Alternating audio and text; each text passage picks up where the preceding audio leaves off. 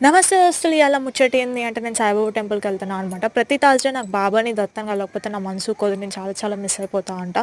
Morning వెళ్ళేదాన్ని, but ఈరోజు evening వెళ్తున్నాను. వెదర్ అయితే చాలా కూల్‌గా ఉంది. అటు వర్షం పడట్లేదు, ఇటు ఎండ కొట్టట్లేదు. మన జీవితాలు లెక్క సగం సగమే ఉంది.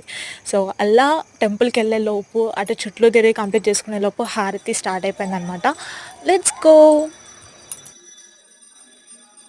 నమస్కారం శ్రీ సాయి.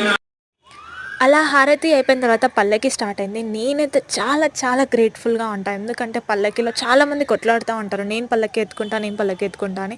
బట్ నన్ను స్వయంగా సాయిబాబా పిలిచినట్టే ప్రతి థర్స్‌డే ఎప్పుడు ఈవినింగ్ ఎళ్ళినా అక్కడున్న వాళ్ళే నా హైట్ ఈ రకంగా ప్లస్ అయితదని నేను అనుకోలేదు ఎప్పుడు. సో, నన్ను పిలిచి పల్లకి ఎత్తించేవాళ్ళనమాట. నేను చాలా చాలా హ్యాపీ ఆ విషయంలో.